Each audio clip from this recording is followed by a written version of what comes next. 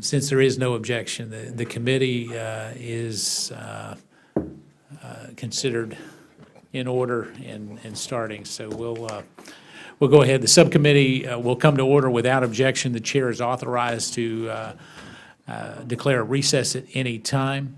And as we have noted, I want to thank each of you for being here today. Certainly, as we come to this time of the year where we look at improper payments and where we are and what has taken place, what should have taken place, what may have taken place, I look for each one of you to hopefully help us illuminate what changes that we can make in terms of not only our accounting process, but our expenditures. And part of it is just reporting. And when we look at that, the American people expect us to truly be the stewards of their hard-earned taxpayer money. And the interesting thing that I've found is, in light of so many improper payments and where we are, it is troubling many times because of the number and how high it gets. And eventually,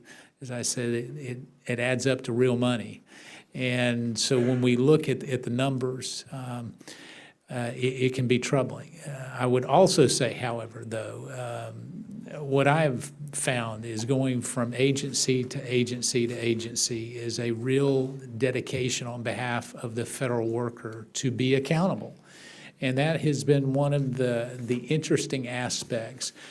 So sometimes it is a number of our federal employees who have to deal with a bureaucracy that they did not create.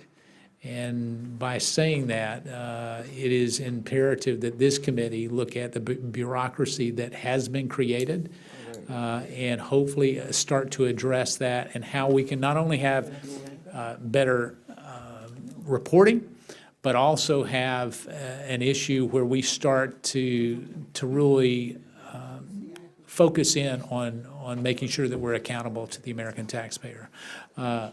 So in that, I've got a longer written opening statement that we'll submit for the records, but because my good friend, Mr. Conley, has now arrived, if he is ready, I will recognize him for his opening statement.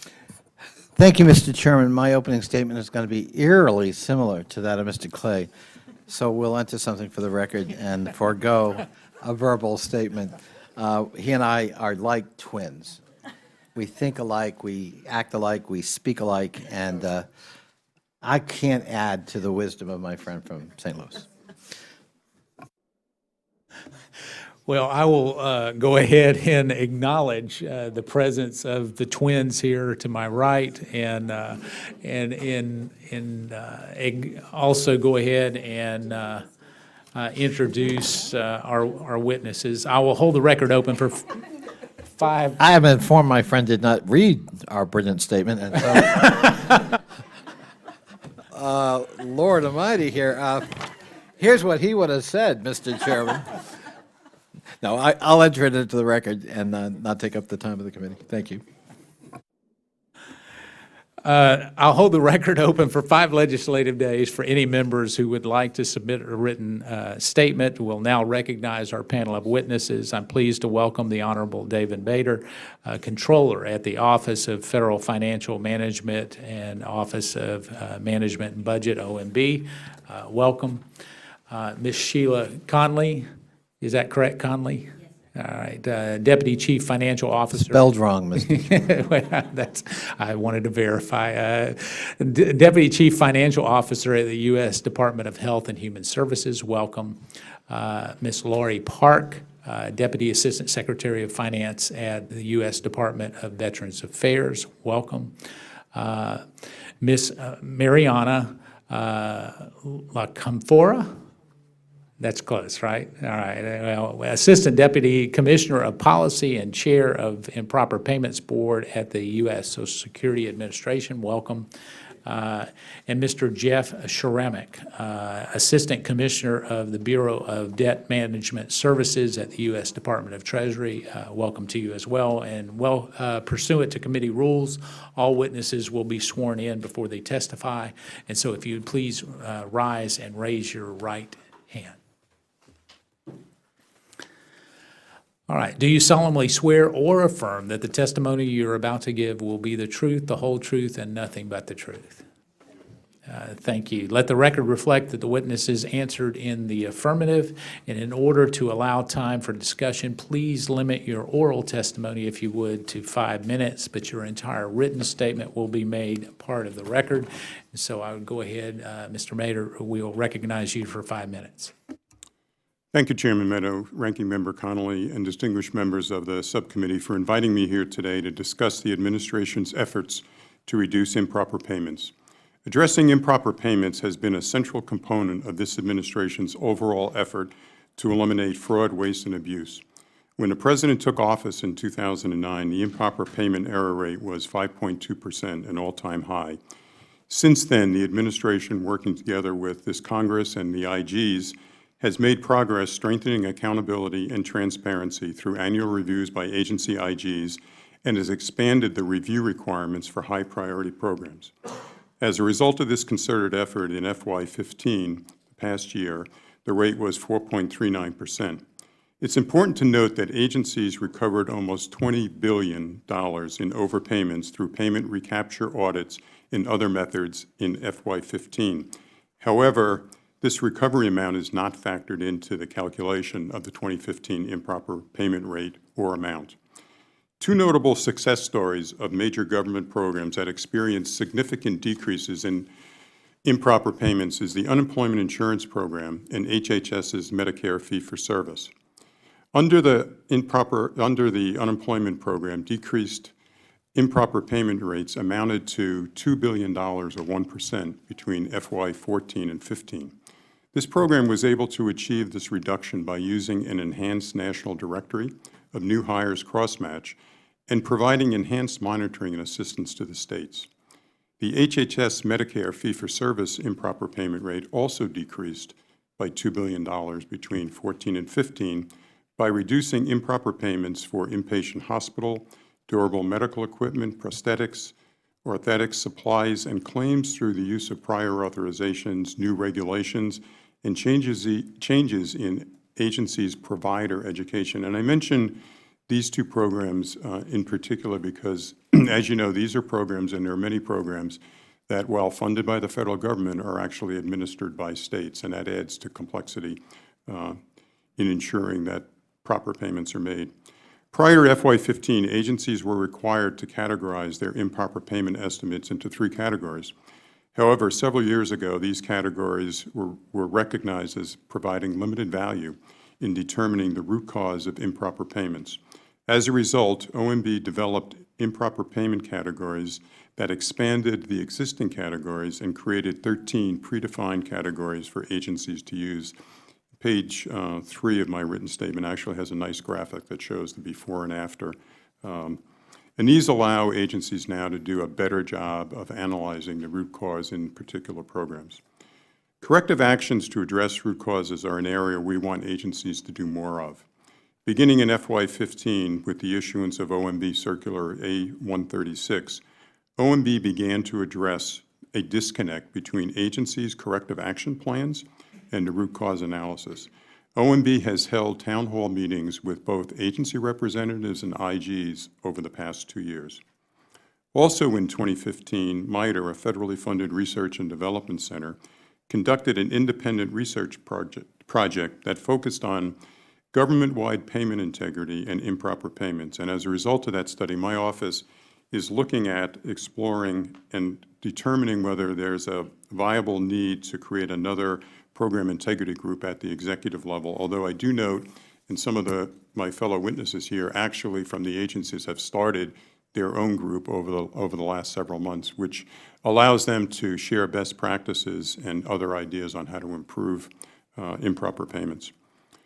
In May of 2016, we also facilitated a meeting between senior officials from GAO, HHS, and CMS to discuss corrective action plans and specific challenges in their particular high-error programs. GAO, and Jean Dodaro was there for this entire meeting, was able to offer some insights around additional areas where HHS may want to explore corrective actions. The administration appreciates the opportunity to work with the Congress to achieve the passage and enactment of S614, the Federal Improper Payment Coordination Act, and I'm pleased to report that OMB is working now with agencies to implement those requirements. And my colleague from Treasury has responsibility for implementing a lot of that as part of the Do Not Pay initiative, and I'm sure he'll touch on that in his testimony. We also work with Congress on S2133, the Fraud Reduction and Data Analytics Act of 2015, which was recently signed into law. And again, when we reissued our Circular A123 in the summer, we actually started including now some of the requirements for that. So in both of these cases, we've moved aggressively to implement these new requirements in the legislation. In December of 4th of 2015, we submitted to Congress the first report required by OMB for the Do Not Pay initiative. The report outlined the multiple components of our phased strategy for screening payments, and Mr. Schramik is going to talk extensively about the successes that they've had since the initiation of this program.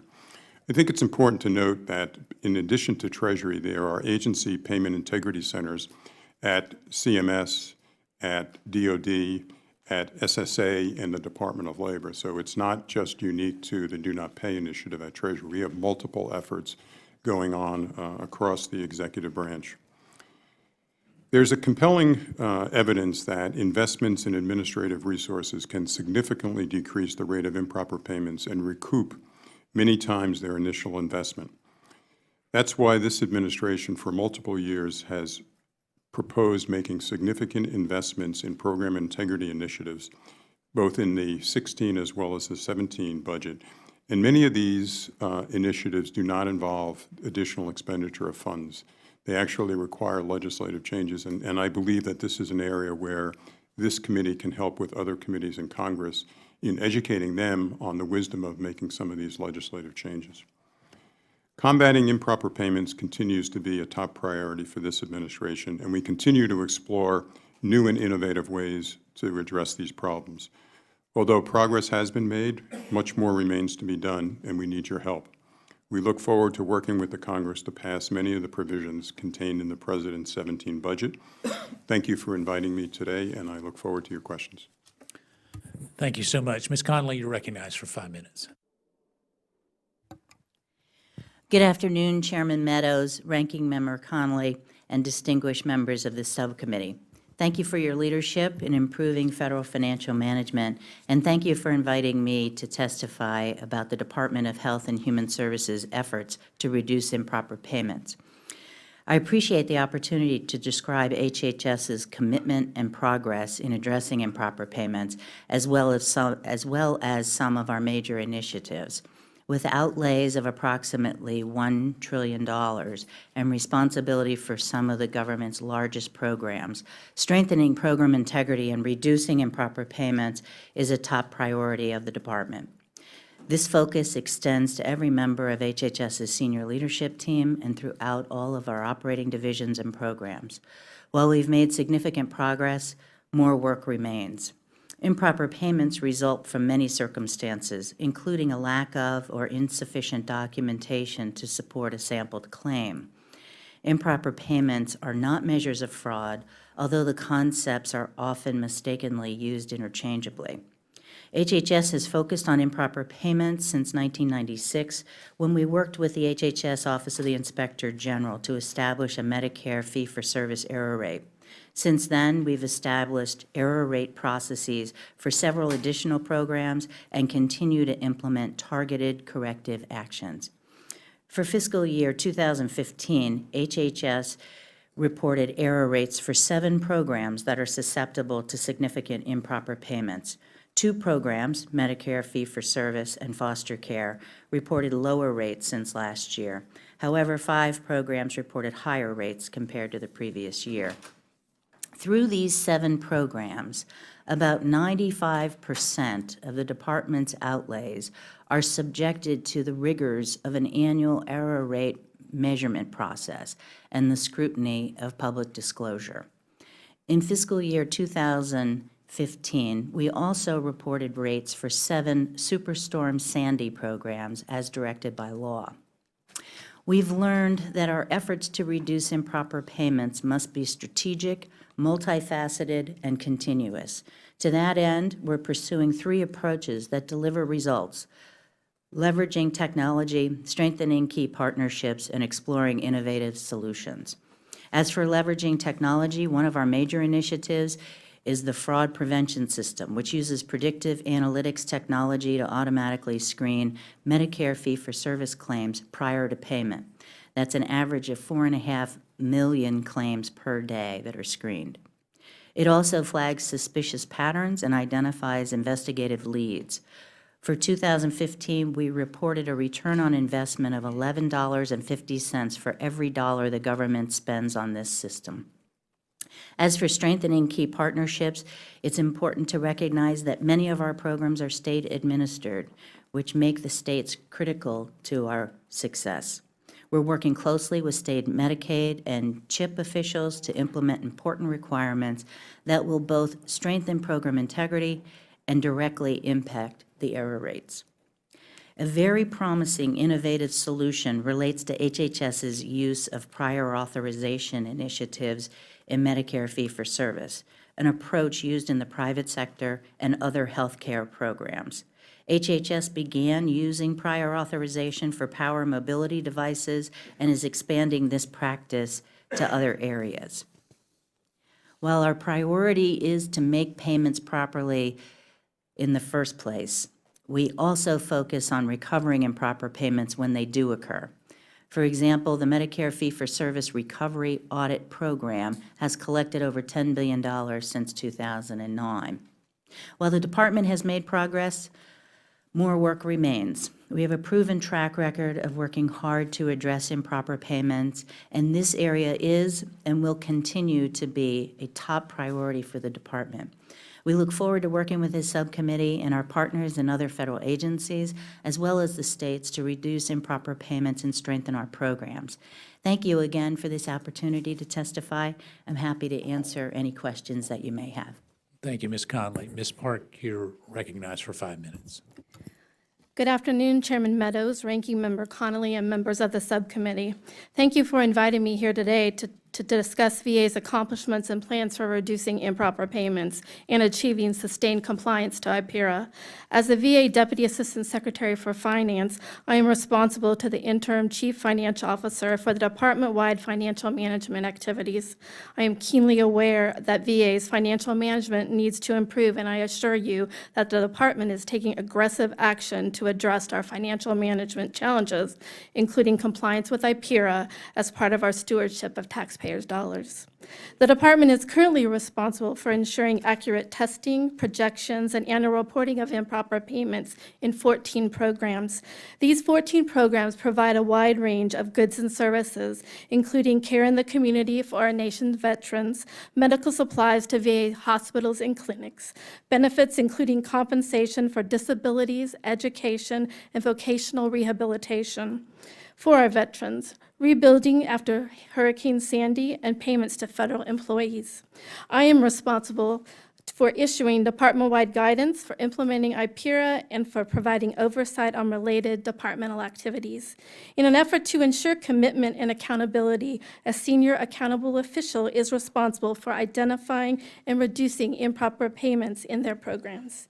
In May 2016, the VA Office of Inspector General reported that VA did not comply with 2 of 6 IPERA requirements because it did not meet reduction targets and maintain a gross improper payment rate of less than 10% for all programs.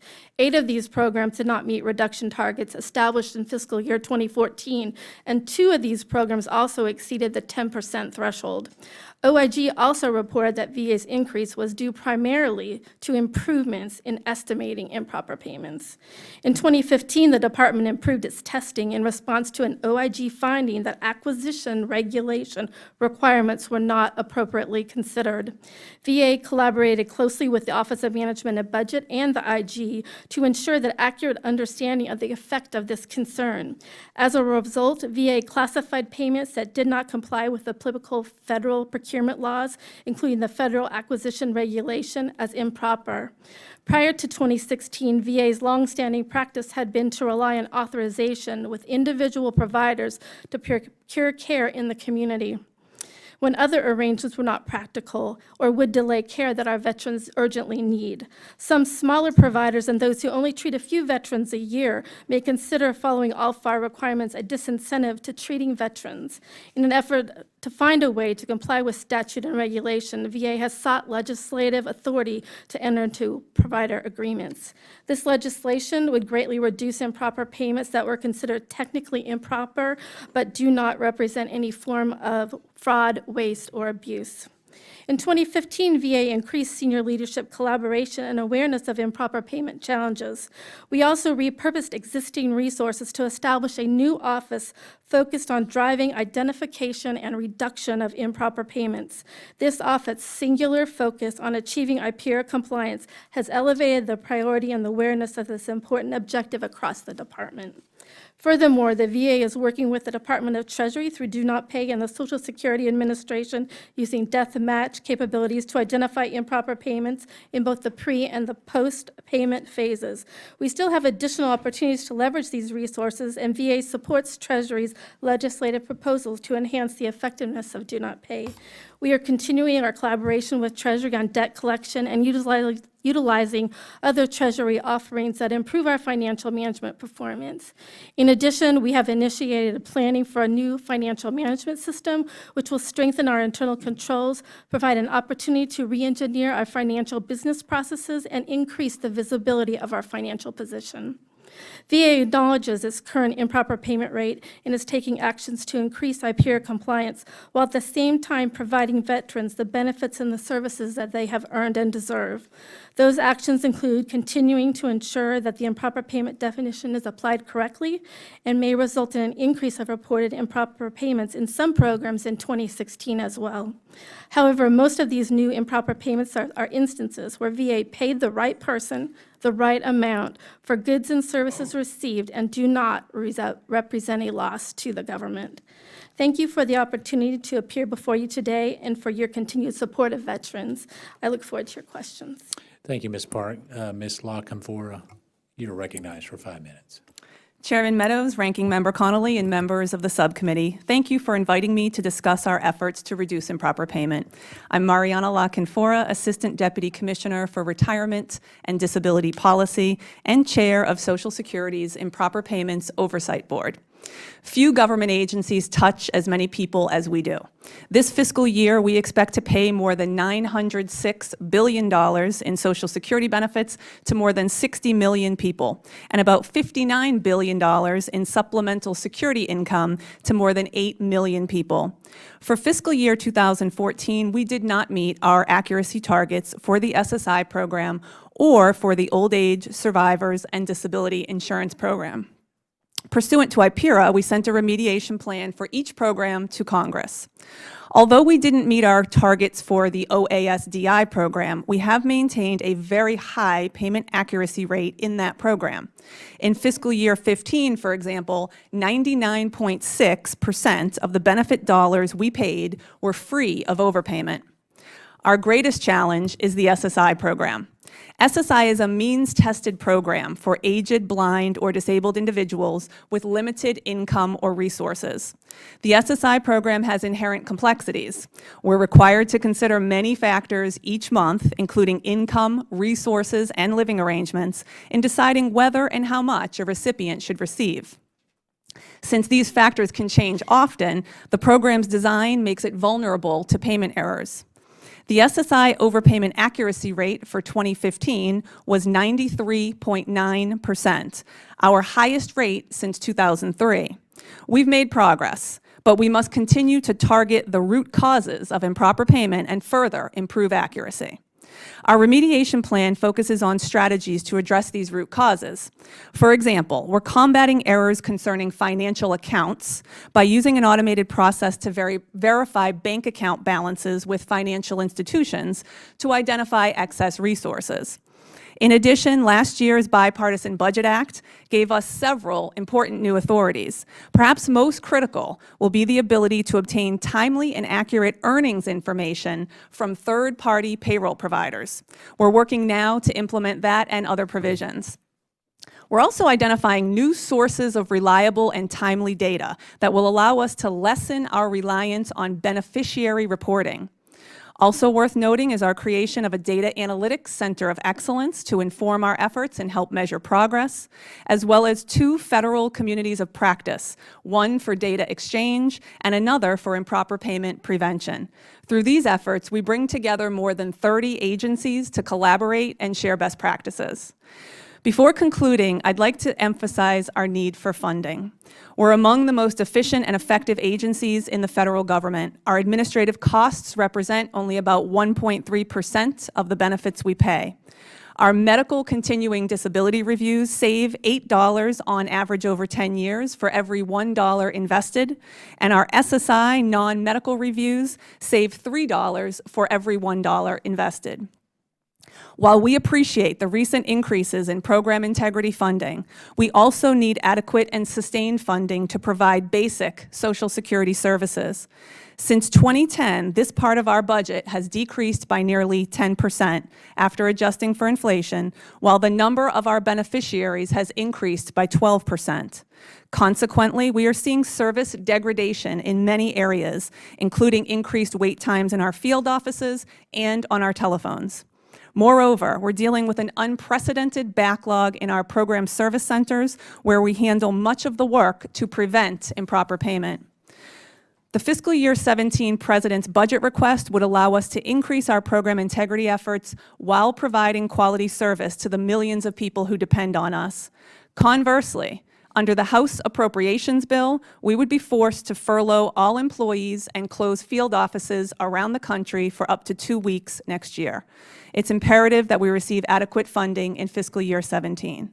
We appreciate your interest in our efforts to maintain high payment accuracy and quality service. Thank you for inviting me to testify, and I'd be happy to answer questions. Thank you, Mr. Sharamick. We'll go, I tell you, it's, for a guy from North Carolina, that's a tough one to be able to pronounce. You're recognized for 5 minutes. Thank you. Good afternoon, Chairman Meadows, Ranking Member Connolly, and members of the subcommittee. Thank you for our opportunity to discuss the Department of Treasury's efforts to help federally funded programs to prevent improper payments through the Do Not Pay Business Center. The Improper Payments Elimination and Recovery Improvement Act of 2012, IPERIA, directed OMB to administer the Do Not Pay initiative. To implement Section 5D of IPERIA, OMB designated the Department of Treasury to host the Do Not Pay initiative working system. Treasury's Bureau of the Fiscal Service carries out this assignment, which is consistent with our mission to promote financial integrity within the federal government.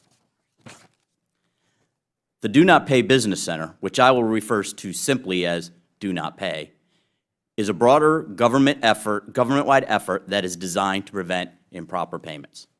4 agencies, represented by some of my colleagues here, have robust payment integrity programs. This direct support puts them in the best position to address improper payments in their own programs. Though we do partner with these agencies, Do Not Pay can have a bigger impact on agencies that do not have their own dedicated analytics center. In short, we fill an important gap. Do Not Pay's goal is to provide timely, accurate, and actionable information in a secure environment. Do Not Pay provides a secure, web-based portal that automatically matches payee data to sources that can indicate a payment may be improper. In addition to the portal, Do Not Pay provides advanced analytic services to detect systemic improper payments. 57 agencies currently use the portal, and since 2015, we completed 21 analytics projects for 9 agencies. Our work has resulted in a number of successes. For instance, This year, agencies identified nearly $18.4 million of improper payments through the use of the Do Not Pay portal. This is more than double the amount reported in FY 2015 and is significantly more than in previous years. This increase is a result of two factors. More agencies are using the portal, and through technology we introduced in 2015, agencies can report the amount of improper payments more easily.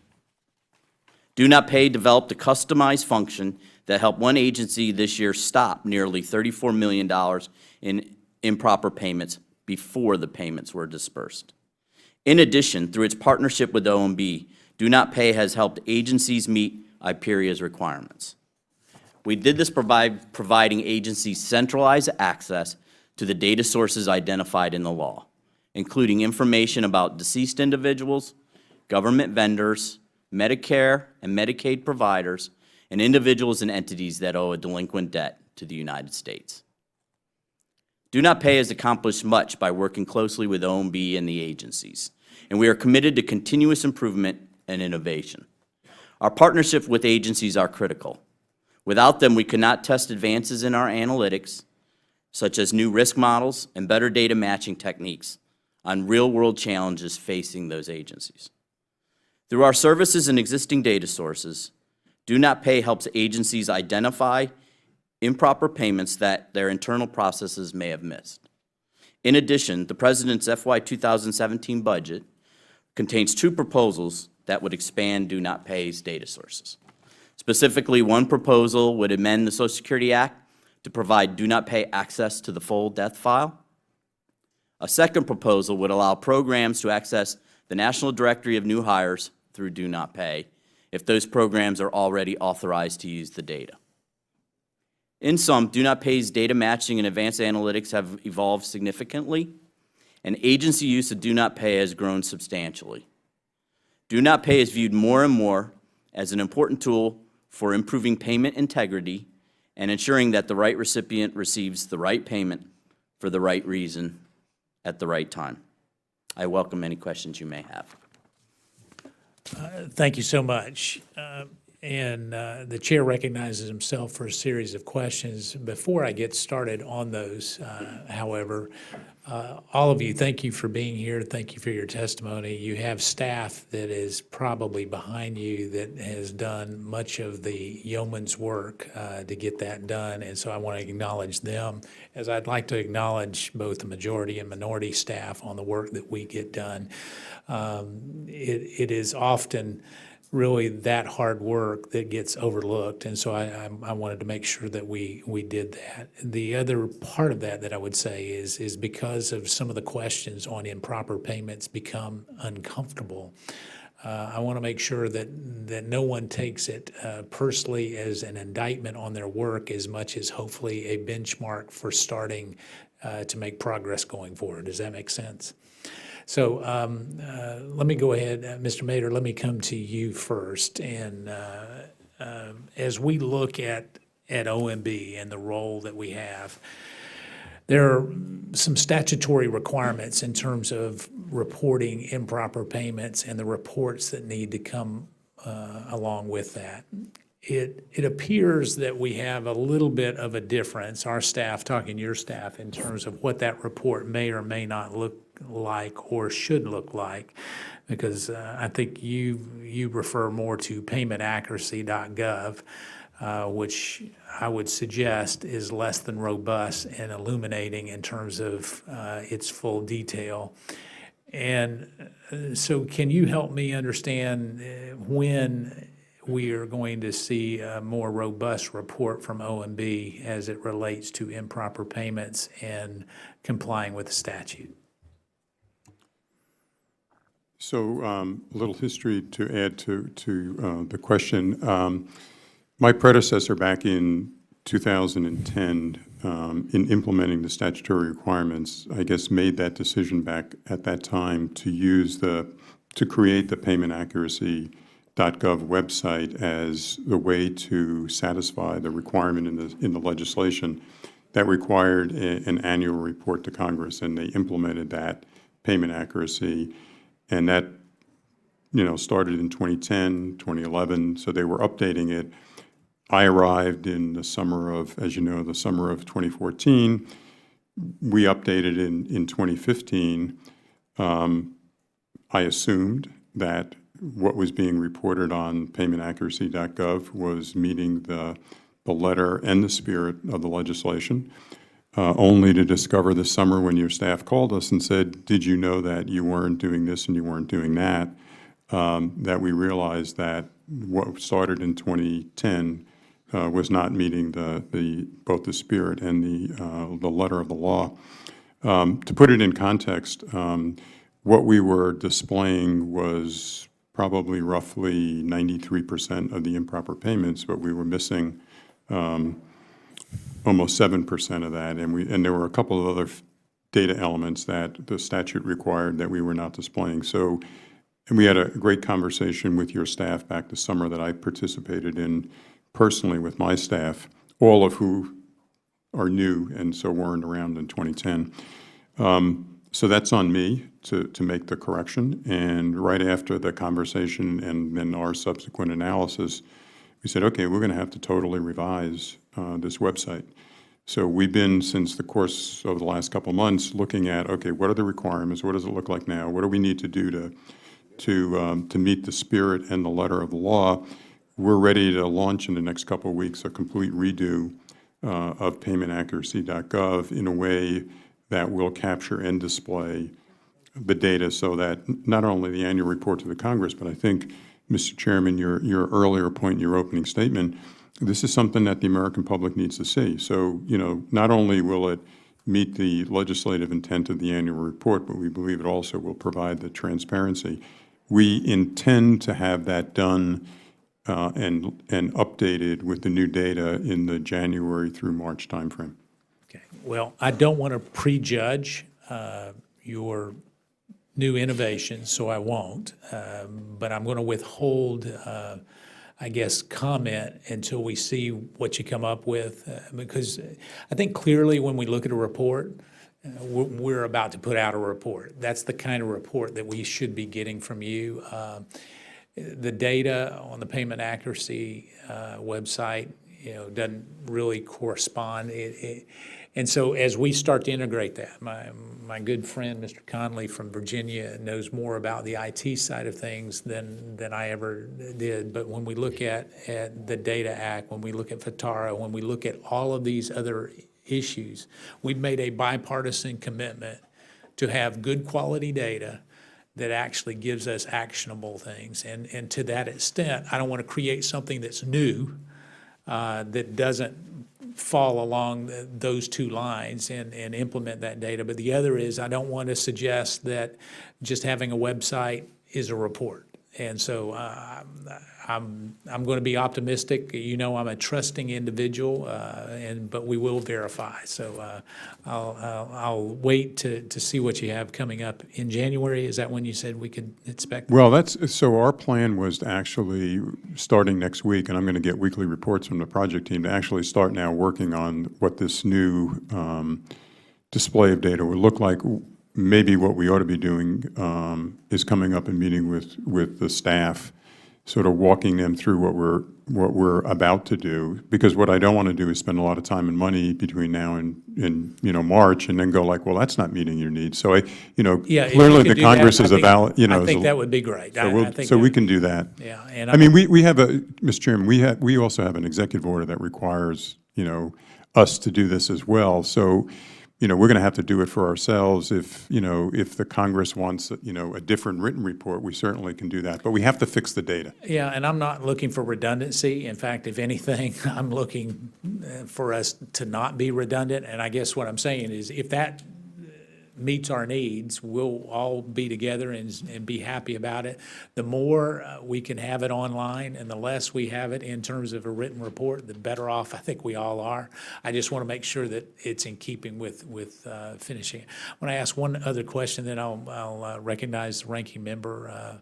And we've got a series of things that I'd like to go over. But Ms. Conley, let me come to you. And you have a great opening statement, and we look at the numbers that you're the 800-pound gorilla in terms of improper payments, in terms of monies going out, you and, Social Security Administration. The problem is each time we have this, we hear that it is a top priority. And each time the number continues to rise. And we have different hearings where, we get stakeholders that are blamed or states that are blamed.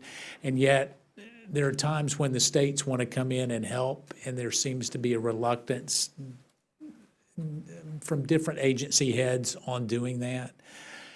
My question is real simple. If it's the top priority, is it better suited for someone else to look at improper payments where we start a trend that goes down versus one that continues to go up? Because we're not making progress, I guess. And I'm saying that in a kind way, but in a frustrating way. This is our third improper payments hearing, and it continues to go up.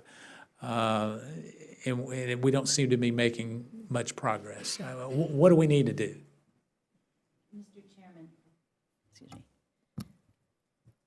Mr. Chairman, thank you very much for your question.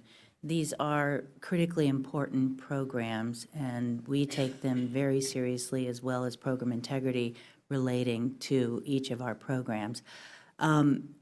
These programs are large and they're complex. Listen, I'm a numbers guy. I get all of that, and I understand that you can talk about percentages when you have a big budget because the percentage is small, but the dollar is big.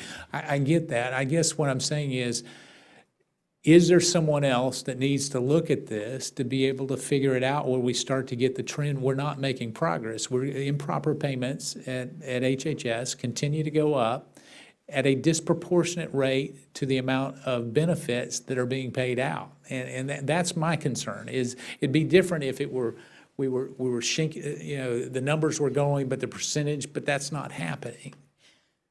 So if I may follow up on that, one, I think it's important to note, as Mr. Mader indicated in his opening remark, our Medicare fee-for-service program, our rate has come down from last year Right. to this year, and we were well under our target. It is still a very large program. So while we're making progress there in measuring improper payments and complying, these are still very large numbers. We've made significant improvements in this program, and we use the improper payment rates.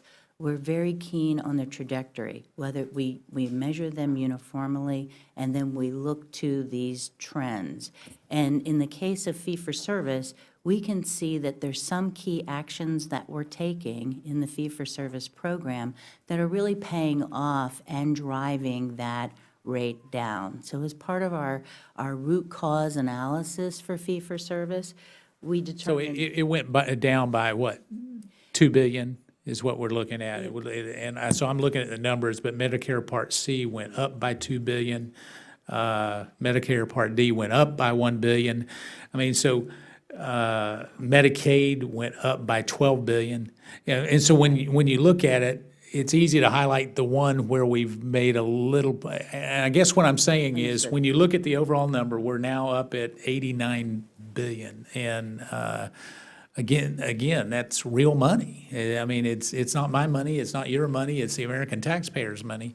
So here's what I would like, and I'm going to recognize the ranking member. I need from you specifically what we're going to do different between now and next year this time, when we have this same report that comes out, where we start to reverse the trend. I need a specific, not that it's important, not that it's this. I need, how are we going to address these particular issues? And I'll recognize the ranking member, Mr. Conley. I think my friend and I echo a lot of what he had to say. I will say, however, Congress can't have it both ways. We can't ding on you for not getting down that number to the lowest possible number when we're not willing to invest in the tools and resources necessary to recover those dollars or prevent them in the first place. And we know that in certain respects, certain investments have huge payoff. My friend and I have talked on a bipartisan basis in our committee about, you invest more money in GAO, for example, and it has big payoff. We invest in, now, I'll speak only for myself, we invest in IRS, it has big payoff. So if you're looking for enhancing revenue and getting down the They'll error just rate, get your tax return. We'll be, I mean, we can almost balance the budget, I think, so. I'll take my chances. So anyway, so we in Congress also need to take responsibility for our part in this. But I know that my friend Mr. Meadows and I share a goal, though, that this is something we could do something about, it seems to me, on a bipartisan basis. And actually, in an odd way, if I can use this phrase, it's free money. Every dollar we recover that's not, or we avoid as an improper payment, however you define it, is a dollar we don't have to raise in new taxes. It's a dollar we don't have to cut from a critical investment that we know we need for the future. It's a dollar we don't have to have from sequestration. And why we don't pay more attention to this as a Congress, I don't know, or as a government. And I just thank my friend for continuing this tradition. My first improper payment hearing was in this room, on the predecessor subcommittee, with our friend Todd Platts, who was the congressman from Pennsylvania at the time, who took this very seriously and set the kind of bipartisan cooperative tone I think we need on this. Mr. Mader, what is the universe, total universe of improper payments we're talking about right now? So the last, Dollar figure. so the dollar figure is FY15 is $136 billion. Okay. Now, I want to say, when I first went to my first hearing on this, it was roughly about that. Might have been about 150 billion then. Sound right?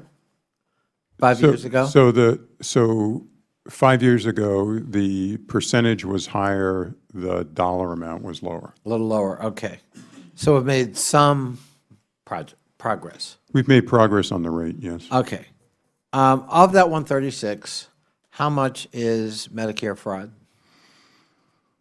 I would have to defer to my colleague from HHS. I don't All have right, that Ms. data. Conley?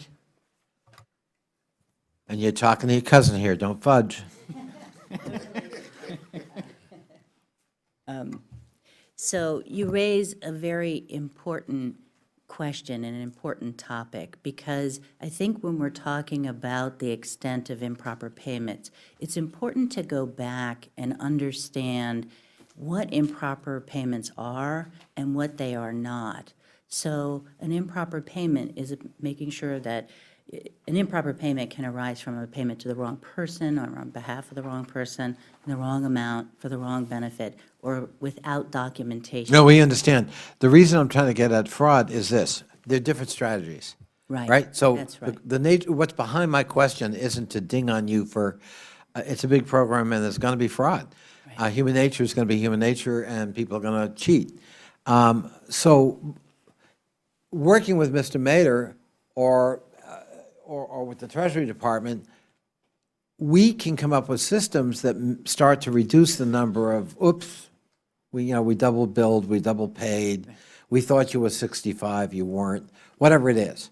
We thought you were a veteran, and it was your cousin or your neighbor, or, a mistake. It happens. And if we can make systems more and more efficient and foolproof, we can cut down on that error rate and save taxpayers dollars. Fraud's a different matter. Fraud, I gotta go after it. I got to have investigative resources. I got to have prosecutorial resources. I got to persuade U.S. attorneys that this is really a high priority, and it can become win-win. I've got to make some serious investments. That's a very different kind of improper payment, but I got to do both. So I need to know your universe. What is, of the 136 billion, how much of that is Medicare fraud?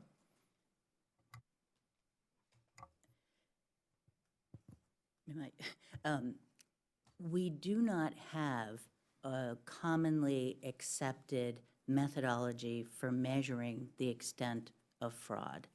We do, though, have other processes whereby we assess the various risks that fraud could occur. Miss Conley, Yes, sir. I can't believe you're a relative.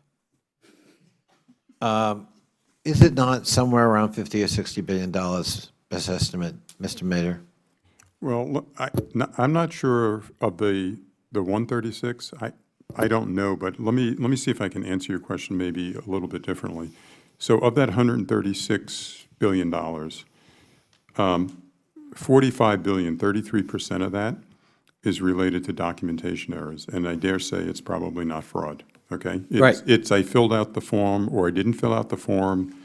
And what's also interesting to note is that this issue, and it's a lot around insufficient documentation, 33% of that total, actually isn't required to be reported as improper payments under the underlying statute. It was actually introduced in the previous administration. And that's not making an excuse, but I think Congressman Connolly makes the point that you're making, is that there's ways to deal with those kinds of errors, and then there's fraud.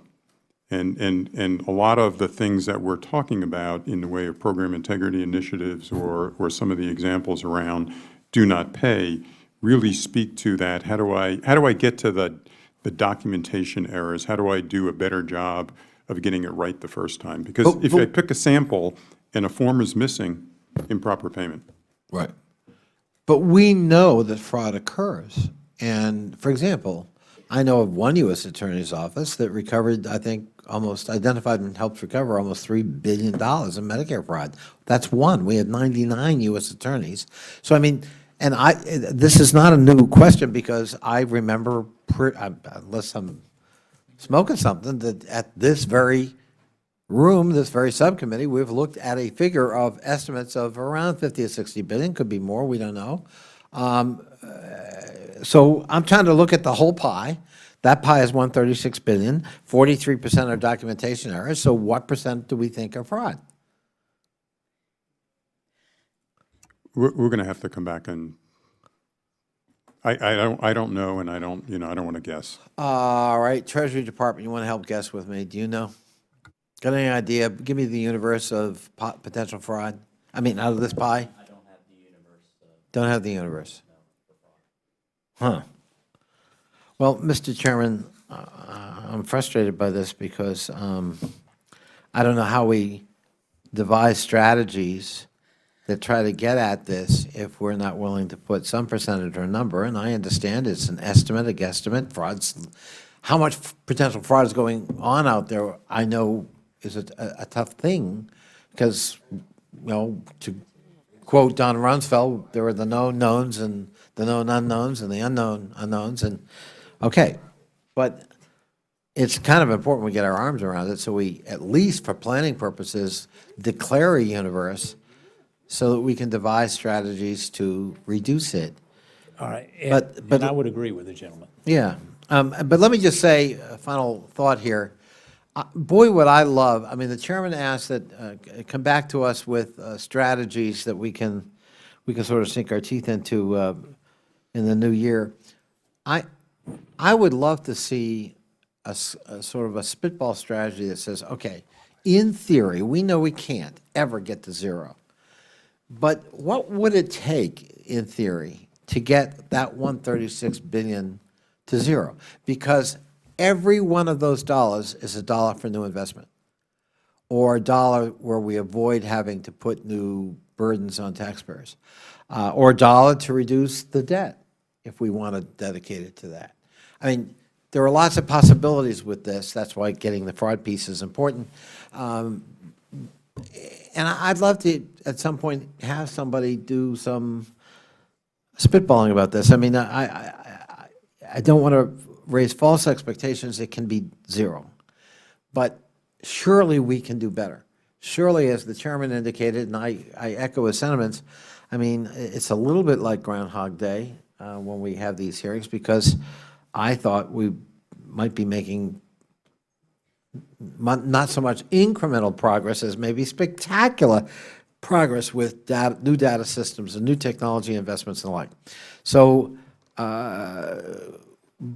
I think we approach this in the spirit of trying to partner with you to get our arms around this collectively as a government, because a lot of good can come out of this, and bad things happen when this is left unaddressed. So I wish you'd get back to us with the fraud estimates so that we can work with you in devising strategies and try to fight for getting the resources you need for those strategies.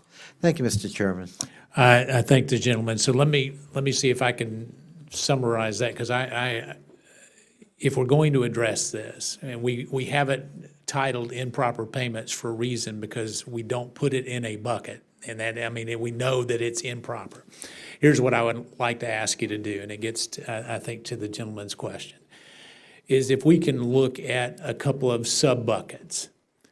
Coding errors as one, and so I'm going to take HHS because I know that probably better. So we know that the RAC audits say, okay, you got coding errors, you got issues where you got the wrong date, and it shows as an improper payment when indeed it is really, it's probably a proper payment that's improperly coded, but yet it shows up, and so it drives the numbers up. That's part of it. The other part of that is the suspected activity that may not be fraud, but we're not sure. And so that's got to go in a bucket, because you're going to have your general counsel who say, you can't say it's fraud because we can't prove it's fraud, and we understand the legal requirements there. But if you can put a bucket, then if we can look from a historical standpoint, and that's what the gentleman is talking about, is a percentage of those that are collected, how much do we go after for fraud? And I'm willing to work with the gentleman to look at these numbers, to not say it has to go back to Treasury.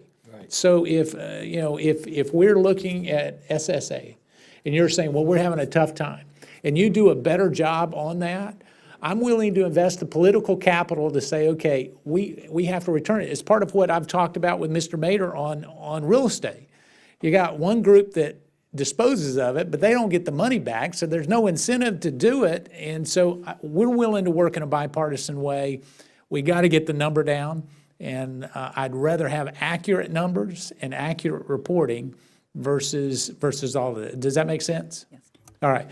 I'm going to ask for unanimous consent to have Mr. Palmer join us, because I've got to run to a WRDA hearing on one critical area that we're trying to address when he comes in, and I didn't want to interrupt the gentleman from Missouri. Mr. Clay, as you're recognized. Thank you. In 2009, President Obama signed an executive order to reduce improper payments by, quote, intensifying efforts to eliminate payment error, waste, fraud, and abuse in the major programs administered by the federal government. Pursuant to this executive order, in 2011, Department of the Treasury established a Do Not Pay Center that offers tools and resources for agencies to use for the reduction of improper payments. Mr. Pronounce your name. Schrammick. What services does the Do Not Pay Center offer agencies to help curb improper payments? Thank you. We offer a couple services. The first service is that we provide data sources to agencies so they can do a single online search, like a Google search. They can do, if they have more searches they need to do for prepayment or pre-eligibility, they can send over a file of those information that we can match against data sources. And then before they make a payment, they can send that file again to match, to make sure nothing has changed from when they looked the first time on their validation. We also, through Iperia, have entered where payments go across two data sources before they go out the door, to provide information back to the agencies on if those payments are proper and they can adjudicate them. And then our last piece is we offer analytic services to agencies, so that because we have most of the payment data that Treasury disperses, we can look at payments within an agency, within programs within an agency, and even across agencies. And how many agencies have signed up with the Do Not Pay Center? So we have 57 agencies that are currently signed up with the Do Not Pay program. And have these services been effective at stopping improper payments? They have been, as we've got more and more agencies on board. So just this year, we had cumulatively identified $25 million, and this is significantly higher, almost more than double, than we did last year because of the use of this program. Partially because agencies, when we give them the information back to determine if a payment's proper or improper, we gave them the ability to tell us how much that back is. So that is helping us to more and more determine how much of those payments are identified in the agency side. And Mr. Schrammick, I'm pleased to hear that the Do Not Pay Center has saved agencies millions of dollars in improper payments.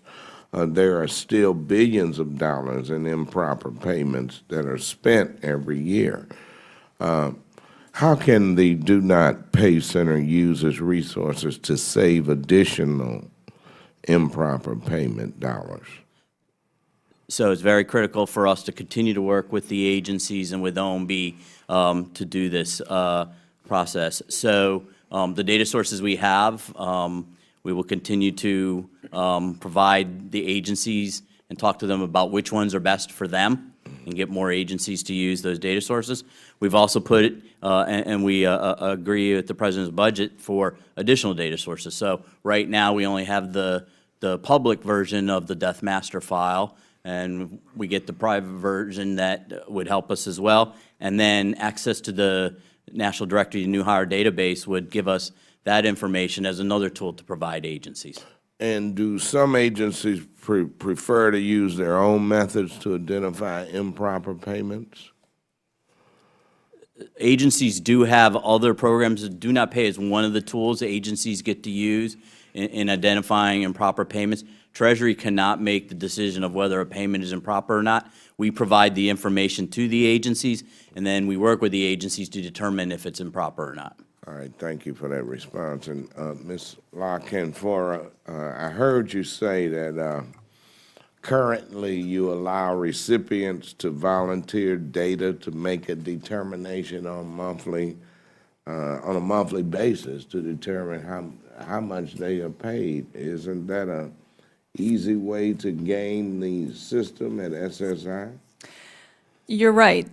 What I said in my testimony was that the Supplemental Security Income Program, or the SSI program, is our greatest challenge because we rely very heavily on beneficiaries to tell us information. And the structure of the program is such that we need to track lots of different factors: your income, your resources, who you live with, all of your living arrangements, lots of different data points that we need that we rely on beneficiaries to tell us about. So one of our greatest strategies that holds the most potential is to try to move away from reliance on beneficiaries and move more toward data. And thank you to the Congress for giving us the Bipartisan Budget Act. One of the most powerful provisions in there is our ability to use third-party payroll data so that we do not need to rely on IRS data, which oftentimes comes very late in the process. We can get timely wage data from payroll providers, and we're working to implement that now. So moving from self-reporting to data is where we think we're going to get a tremendous payoff in improper payment prevention going forward. And how much in estimate in savings you think you'll be able to identify? I don't have an exact number, but I will say it's in the billions with a B, because wages or earnings are one of the greatest sources of improper payment at our agency. Thank you, Mr. Chairman. I yield back. My time is up. Gentleman yields back. The chair now recognizes itself for questions. To follow up on Mr. Clay's questions about the apparent inability or to identify people who have died. I mean, there are companies in the private sector that can track everything. I mean, from what laundry detergent we buy to what websites we visit, I mean, what political party we affiliate with. Why is it so difficult to gather information when people are deceased so that you stop the payments? And that's to Ms. LaCanfora. I'm having trouble seeing over this. I'm just average height, so.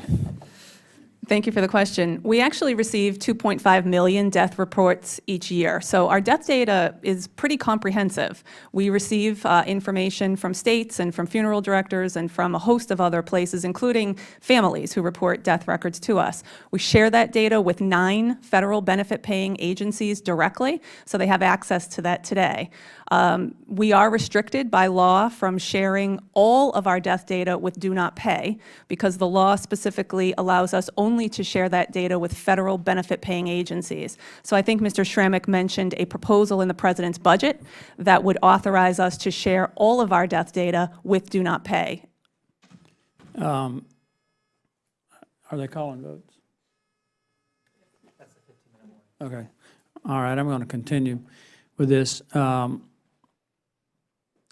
You said there were 2.5 million deaths reported to Social Security. Is that correct? How many, do you have any idea how many deaths there were nationwide? Yeah, that number is comparable to the CDC estimates on the number of people who are actually deceased. There's always going to be a few deaths that we don't get because there's strange things happening, but by and large, our death data is comprehensive. I will say, however, that historically, it hasn't always been comprehensive because our death reporting processes have gotten much better over time, and there's something really important, a process that we have called electronic death registration, otherwise known as EDR. It's a very high-quality reporting process that makes our death records virtually error-free. But that is a relatively new process for most states, and it's not rolled out in every state. So there's also a President's budget proposal to expand electronic death registration to ensure that our death records are complete.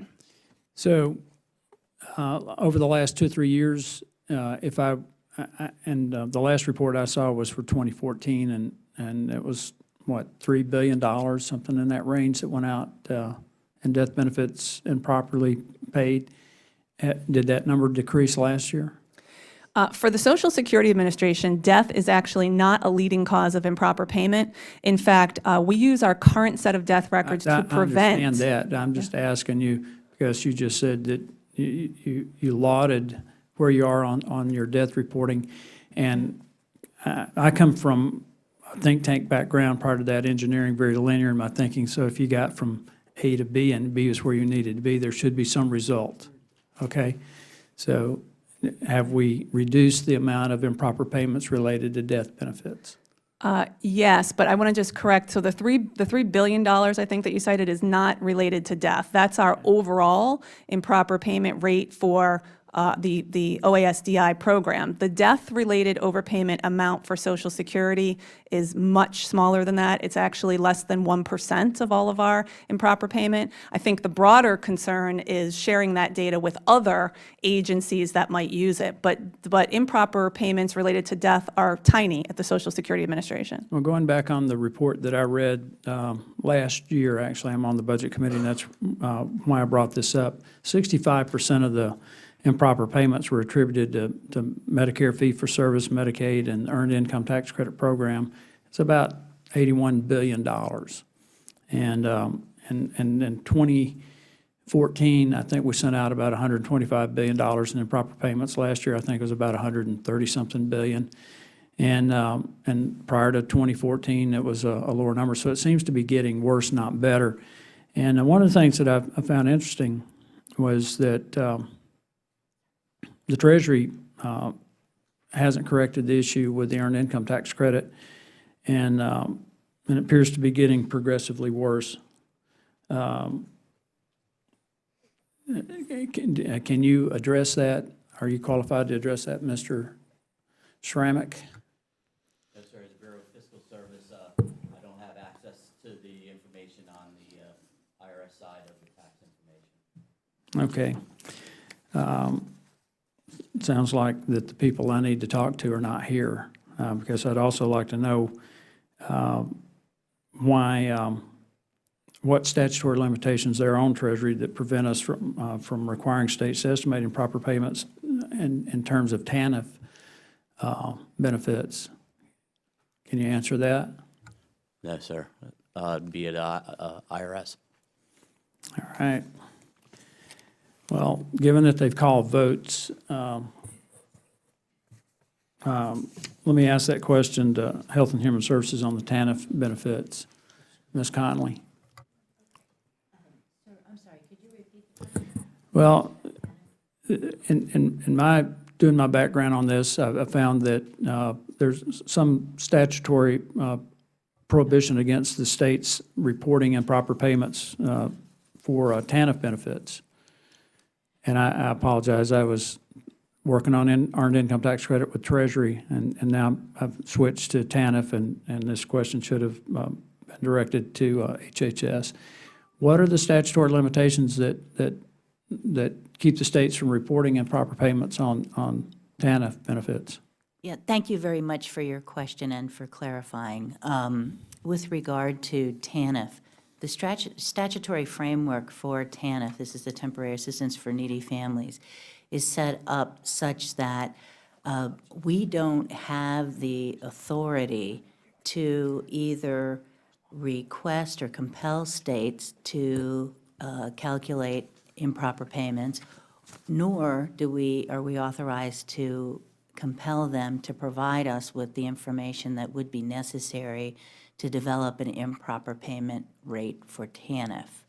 And so even though we don't have an error rate methodology because of the statutory constraints, we do still execute program integrity activities with TANF. For instance, the Single Audit Act amendments of 1996 were recognized in the TANF statute of 96. And those, the single audit basically is an annual audit process at the state level of the TANF funds that are administered by the states, and they're subjected to an annual audit process by either the state auditors or independent audits. And we go through those audit findings and resolve those findings and ensure that the states are following up to strengthen the integrity of the TANF programs at the state level. So do we know how much we've paid out in improper payments in TANF benefits? So there is not a calculation of an error rate for TANF because of those statutory limitations that we have. Well, that doesn't make any sense to me that we don't at least have an estimate from the states. I mean, is there no concern of making improper payments using federal money? I mean, what do we need to do to correct that? So perhaps we could reconsider, as TANF is reauthorized, to think about an error rate methodology process and whether or not that makes sense given the statutory framework for TANF. As I mentioned, while we don't have an error rate, there are other things that are going on in the TANF program, the oversight of it, as well as the work that is happening at the state levels to ensure we're complying with the program requirements. TANF has very high-level federal requirements. They're very broad and overarching. And so the state-administered program, and the states develop the various compliance requirements at a more detailed level. Well, here's my concern about this and the whole issue of improper payments is that being on the Budget Committee, we do everything in a 10-year window. And if we use the last 3 years, say, for example, as an average, we're sending out somewhere in the range of 110 to 120 billion a year in improper payments. In that 10-year window, that's 1.1 to 1.2 trillion dollars. That's a lot of money. It has it has a big impact on our ability to do business. And I think, particularly considering that we're approaching 20 trillion in debt, it's incumbent upon us to do everything that we can to make sure that the money we spend is spent properly. I want to shift back to Treasury, to Mr. Ceramic, if I can. Treasury was required to issue a report on the data analytics performed at the Do Not Pay Center under the Federal Improper Payments Coordination Act of 2015. It is my understanding that the report has not been issued. When do you expect to issue that report? No, that report has been issued. It has? When was it issued? This past week. Okay. We need to make sure the committee gets a copy of that report. Let me ask you this. What are the current data analytics capabilities that do not pay?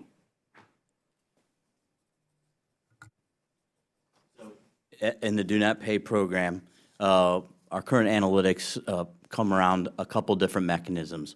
One, we do data source matching and provide that information to agencies. Two, because we have access to payment data that agencies have provided us, we use that data to provide information related to data quality errors of the payments that they provide to Treasury to make sure the data is better. We look at if there's duplicate payments or if there have been duplicate eligibility information and provide that to agencies to validate. For example, if somebody paid something twice or paid the same amount twice, is that a proper or not? And we're also looking across the federal government for agencies to look at if similar payments went out on the same day. So our analytics programs have grown. As I mentioned, we've done 22 analytics projects for 9 agencies just this year. Ms. Park, Social Security Administration and HHS use third-party payroll data to verify payments, and the VA doesn't. Why doesn't the VA use third-party payroll data?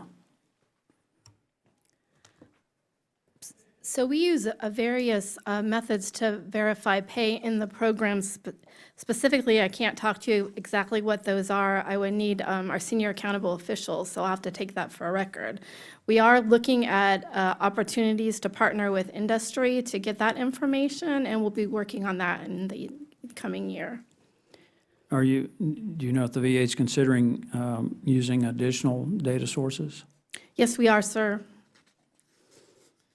Just this year, we awarded a new contract to support us in our IPERA efforts, and we're hoping that that contract will bring different methods for us to use, and we're also exploring other areas. I'll switch over to OMB because I don't want Mr. Mader to feel like he's being left out. So, Mr. Mader is already asking these questions. Well, then you haven't been left out. I want to go back to Ms. Connolly and HHS, and the Center for Medicare and Medicaid Services failed to meet reduction targets for Medicare Advantage, Medicaid, and the Children's Health Insurance Program. Why weren't you able to meet those targets? Thank you very much for your question. I think maybe I'll start with the Medicaid program because this is an important, large, broad program. In 2014, we began implementing new requirements of the Affordable Care Act as well as HIPAA to require states to do 3 basic things.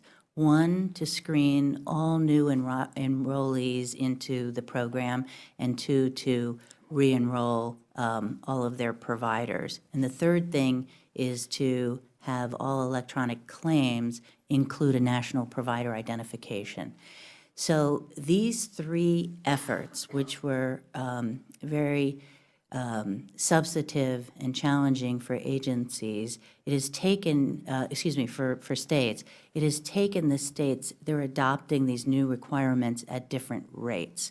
This is an example, each of these 3 new requirements is an example of where we're actually strengthening the underlying integrity of the program by knowing who we're doing business with these, with the new screening and the enrollment process, as well as being able to identify and track payments. So we can reduce the likelihood of fraud by knowing who we're doing business with and having screened them, as well as reduce improper payments by encouraging the states, assisting them, if you will, in complying with these 3 requirements. We measure Medicaid over a 3-year period, and so 14 was the first year that we measured against the first batch of states in compliance with this requirement for 14, second batch in 15, and the third and final batch would be captured in our 16 error rate measurement. So that is why you see that error rate going up from 14 to 15 to 16.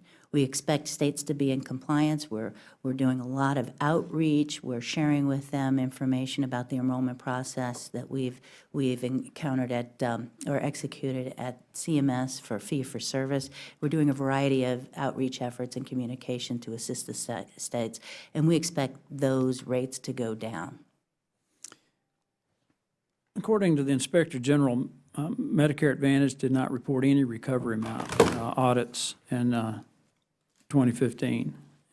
How does CMS justify not conducting recovery audits, given the estimated improper payments reported? So with regard to Medicare Part C, we have taken action to begin the procurement process for recovery audit contractors. That program, the Recovery Act, or the RAC, rather. I want to make sure that I understand this. You have begun the process to procure RACs for the Part C program. but why have you just now started the process when we've been losing billions of dollars? So we started a while back. So we did a request for information from the private sector to share with us ideas and options for how we could actually carry out the recovery audit contracts in a meaningful way. Information was provided, and we are now in the process of, we've done a request for a proposal, and we're going through the procurement process at this point in time.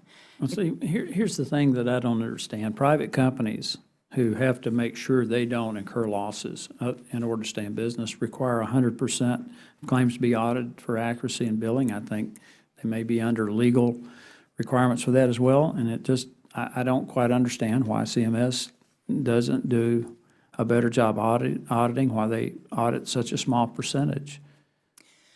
So one thing that I should mention is that with regard to Medicare Part C, we conduct what are called RADV audits, risk adjustment data validation audits of the various plans, about 30 plans destined to go up to about 100 plans of the total of 600 eventually.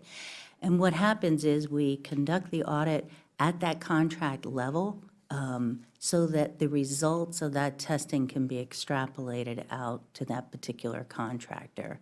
These RADV audits have been executed for a period of time, and we're beginning to see the impact of that audit process, not just on the entities subjected to that audit process already, but also on some of the plans that have yet to be audited. In addition to that, we've implemented a new regulation that requires these plans to submit back to CMS any overpayments that they identify in the process.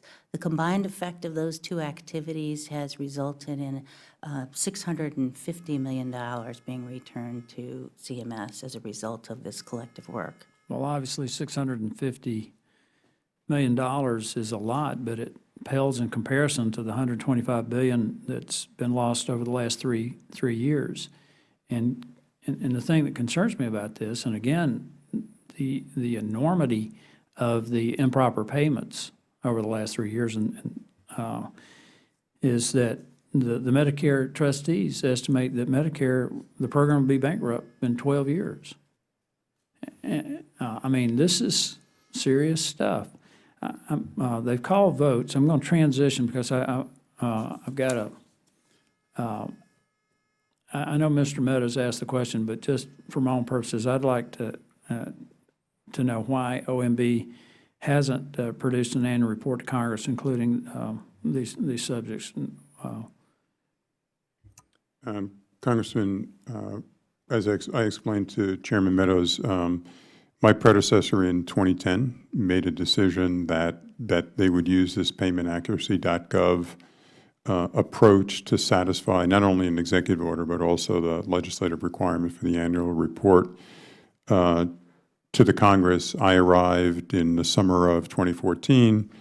You know, we're in obviously the fourth year of generating, and I assumed that this was meeting the statutory requirements until we had a call this summer from the staff saying, you know, by the way, you're missing this and you're missing that.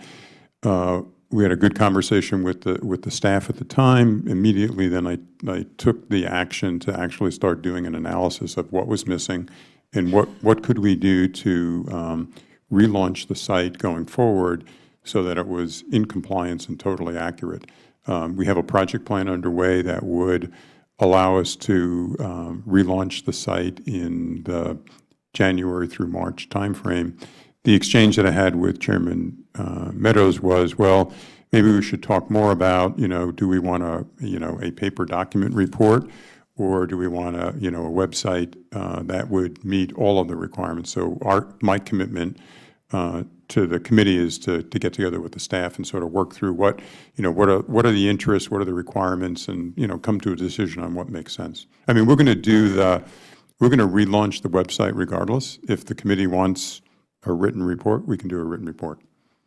Well, I'll discuss that with Chairman Meadows, but I do appreciate the fact that there's been some initiative taken to address this. I tell you what we're going to do. I'm going to recess the hearing, so you need to hang around. And I'll get with Chairman Meadows on the floor to determine if we need to come back. I don't want to adjourn the hearing without talking to the chairman. And he's okay with it. Apparently someone has talked to the chairman. This is like at home. I'm the last one to know. So I'm very comfortable in this situation. But anyway, if there's no further business, the hearing is adjourned.